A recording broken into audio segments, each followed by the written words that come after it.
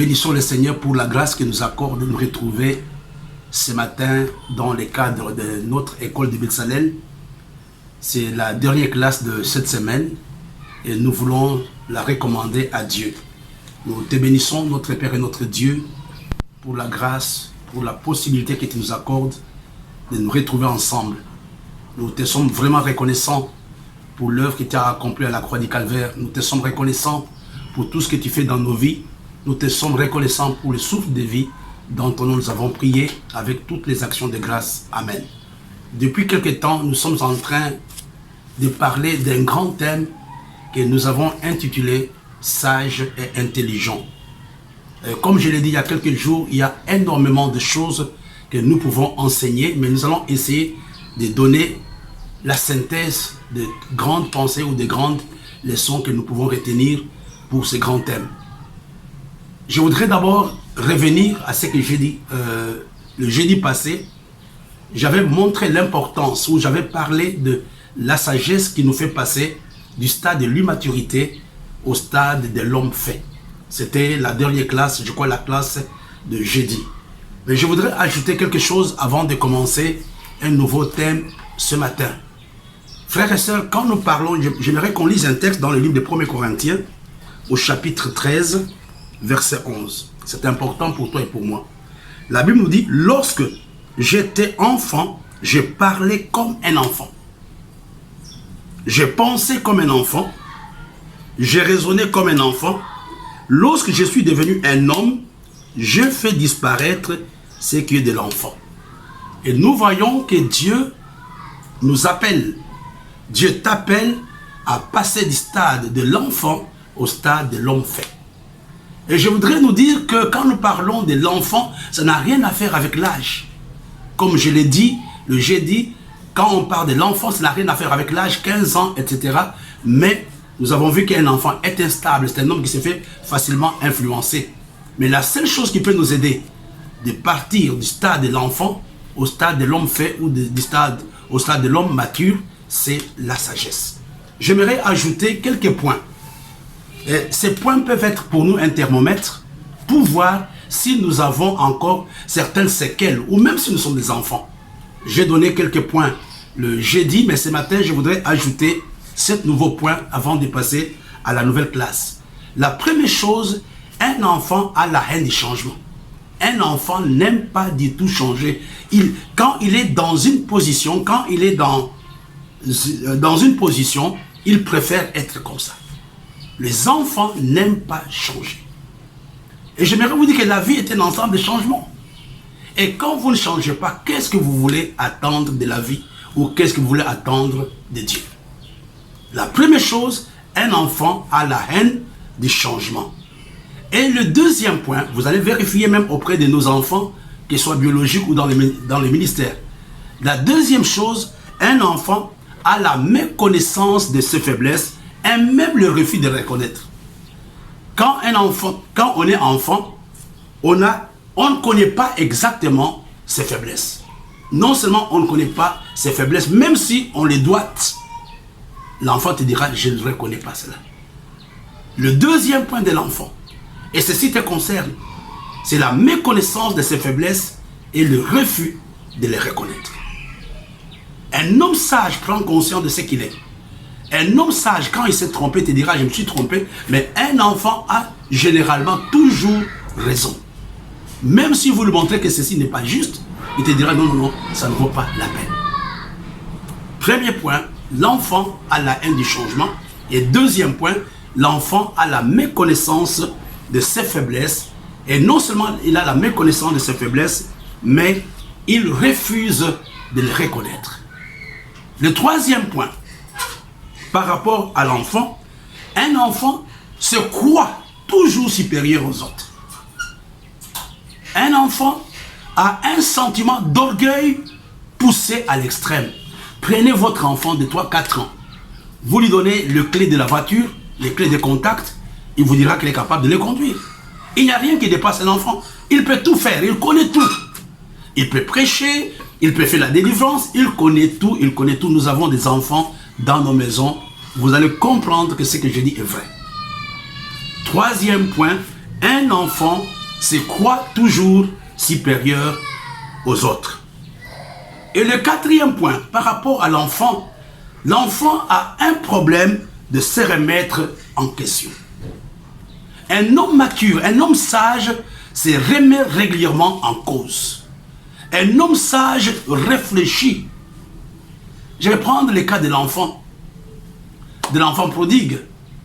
Ce qu'il avait sauvé, c'est parce qu'à la fin de sa vie, à la fin de sa débauche, il s'était remis en cause. Un enfant ne se remet jamais en cause. Il ne peut pas reconnaître ses erreurs. Et le cinquième point, un enfant fait toujours tout d'une façon superficielle. Donc l'enfance est aussi caractérisée par la superficialité. Mais un homme mature cherche la profondeur. Un homme mature veut aller jusqu'au fond. L'enfant a des informations superficielles. Il connaît tout, il a des informations superficielles. Et le sixième point, pour terminer ce paragraphe, l'enfant est caractérisé par les émotions et la chair. Les sentiments, les émotions et la chair priment par rapport à l'action du Saint-Esprit. Je voulais donner ces éléments, on va encore compléter notre jour, ces éléments qui peuvent nous aider à demander à Dieu de nous accorder la sagesse pour partir du stade de l'enfant au stade de l'homme fait. Là, c'était des choses que nous avons vues, vous et moi, le jeudi. Le thème sur lequel je voudrais parler avec nous ce matin, je l'ai intitulé « Il n'y a pas de sagesse sans fidélité ». Pas de sagesse sans fidélité. Si nous revenons à la recommandation de Moïse, quand il a parlé des critères sur lesquels on devrait se baser pour établir les anciens, nous avons vu qu'il avait donné parmi les critères, il avait parlé de la sagesse. Et l'apôtre Paul va ajouter un autre élément dans l'établissement des responsables. On va les lire ensemble. 2 Timothée, chapitre 2, verset 2. La Bible nous dit, toi, on commence à partir du verset 1. Toi donc, mon enfant, fortifie-toi dans la grâce qui est en Jésus-Christ. Et ce que tu as entendu de moi en présence de beaucoup de témoins, confie-le à des hommes fidèles, qui soient capables de l'enseigner aussi à d'autres. Donc ici, l'apôtre Paul parle à son jeune collaborateur Timothée. Il dit, écoute, si tu veux établir des gens, si tu veux responsabiliser des gens, il ne faut pas seulement se limiter à leur onction, mais il faut surtout regarder leur fidélité. Nous avons vu il y a quelque temps que pour être responsable, il fallait qu'on soit sage. Mais ici, l'apôtre Paul ajoute un autre élément. Outre la sagesse, il a parlé de la fidélité. C'est pour nous dire tout simplement qu'il n'y a pas de sagesse sans fidélité. On peut prendre un autre texte. 1 Timothée chapitre 1 verset 12. Je rends grâce à celui qui m'a fortifié, à Jésus-Christ notre Seigneur, de ce qu'il m'a jugé fidèle. Là, c'est l'apôtre Paul qui dit. Il ne dit pas parce qu'il a trouvé que je prêche bien. Il n'a pas dit il a trouvé que j'ai une grande onction. Il dit Dieu m'a jugé fidèle. C'est ce que l'apôtre Paul nous dit. Il dit je rends grâce à celui qui m'a fortifié, à Jésus-Christ notre Seigneur, de ce qu'il m'a jugé fidèle. Et vous comprenez que l'établissement de responsables, ou même l'établissement des responsables, ou les critères d'établissement des responsables, est aussi la fidélité. Il n'y a pas de sagesse sans fidélité. On peut prendre un autre texte dans les Proverbes, chapitre 20. Proverbes 20, verset 6.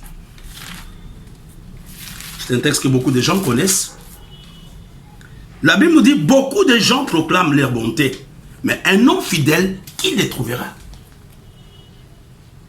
Et je voudrais ce matin, là où tu te trouves, que tu puisses te poser la question de savoir si tu es un homme fidèle et sage. Tu peux être intelligent, mais sans la fidélité, tu risques d'avoir des problèmes dans la vie. J'ai préparé un petit exposé que j'aimerais vous donner rapidement. Il va être réparti en 3 points. Le premier point, nous allons donner quelques petites définitions de la fidélité.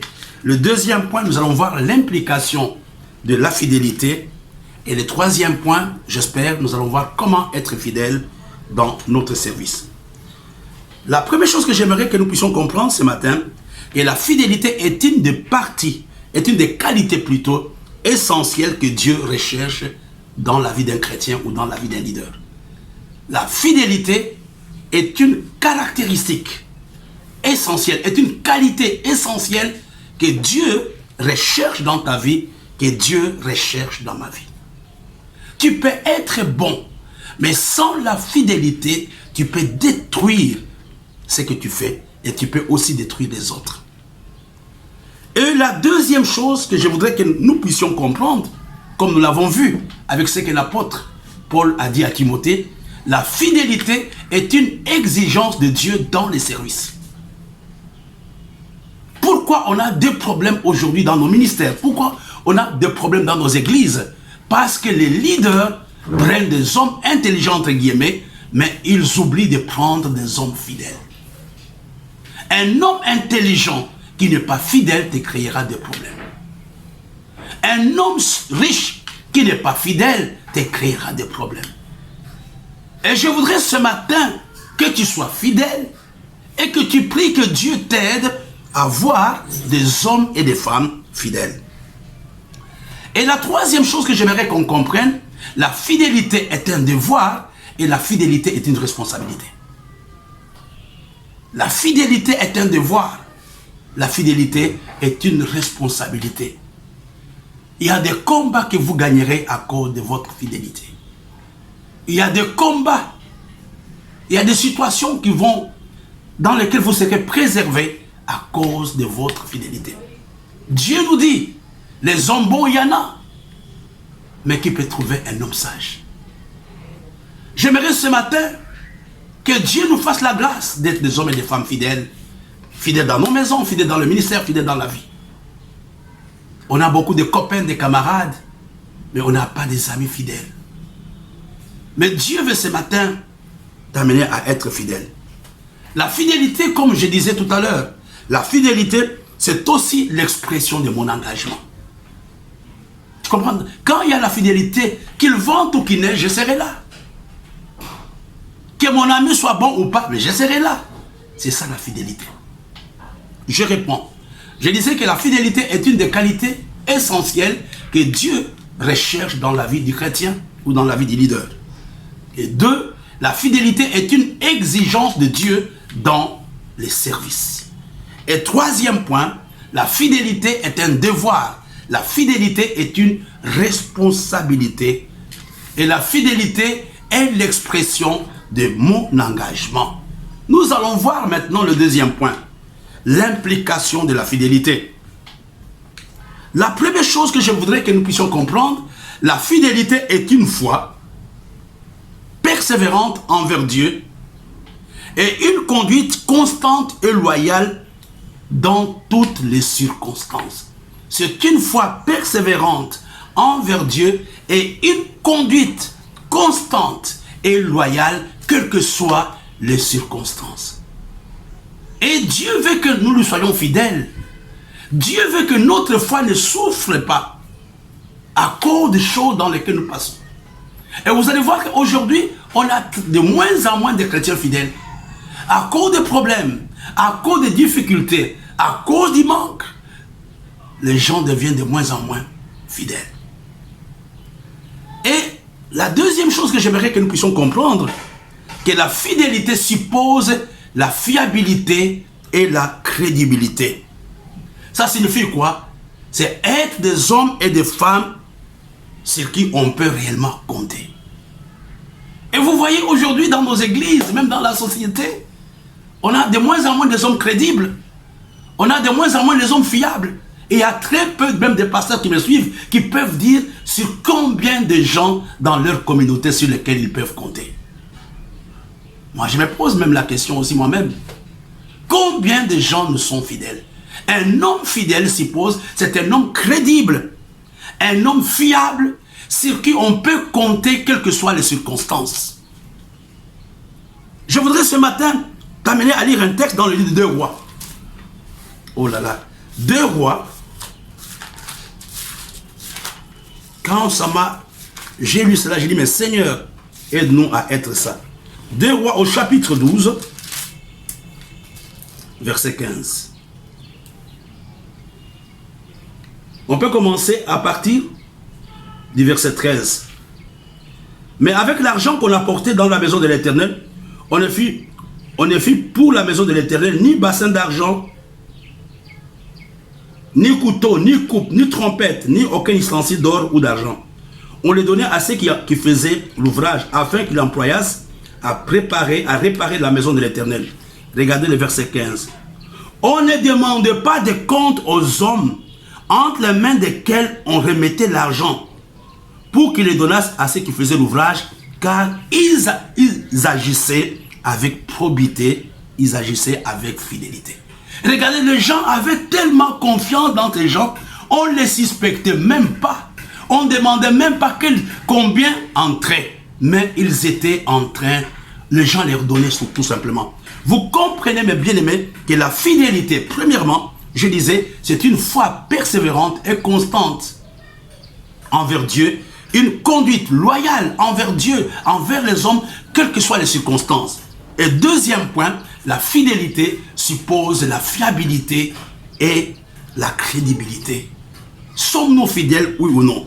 La troisième chose que j'aimerais que nous puissions comprendre, la fidélité suppose aussi un engagement inconditionnel à respecter les règles établies dans un groupe ou dans une communauté.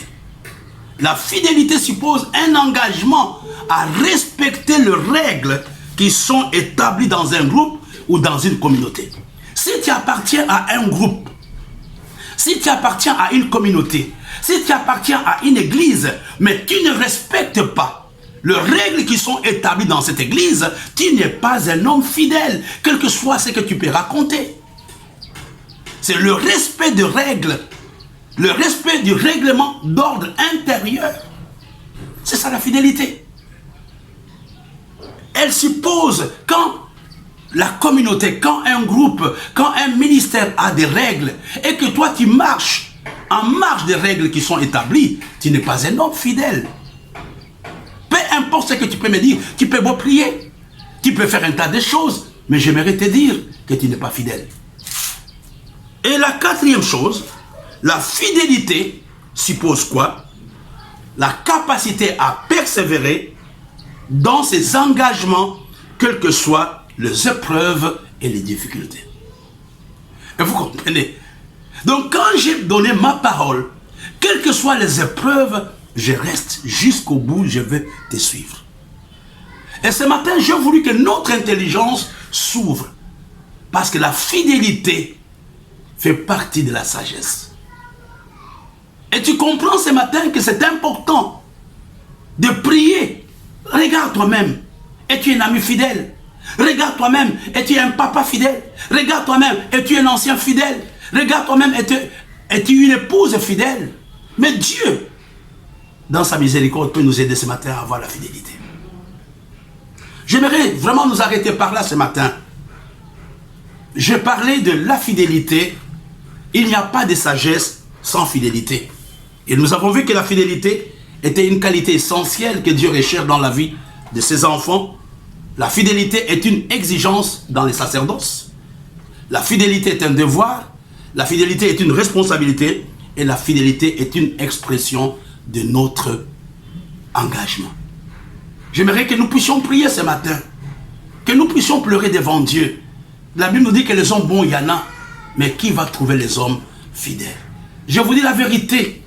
Si la bénédiction de nos nations suppose le président fidèle, le ministre fidèle. Fidèle à quoi? À la Constitution. Fidèle à quoi? À la parole de Dieu. Je voudrais ce matin nous encourager à vaincre, à dire à Dieu, j'ai besoin d'être un homme fidèle. Voilà, frères et sœurs, nous allons continuer mardi. Et tout à l'heure, nous avons la Sainte Seine. Nous avons la Sainte Seine tout à l'heure à partir de midi. Et je voudrais rappeler encore ce que j'ai dit il y a quelques temps. Nous sommes en train de préparer un livre. Dans la détresse, il y a tous les enseignements que nous avons donnés pendant l'école de la sagesse. Si Dieu vous a parlé, vous pouvez nous aider à éditer, à imprimer ces livres. Il y a les adresses.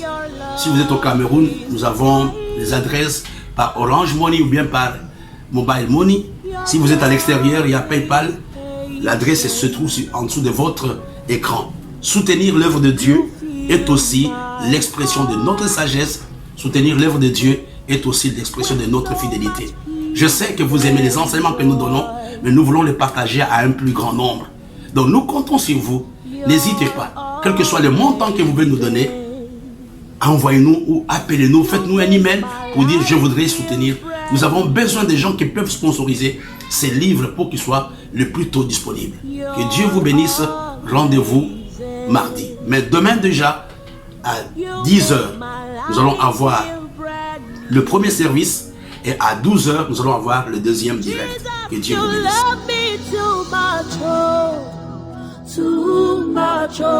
Too much, oh, excess love, oh.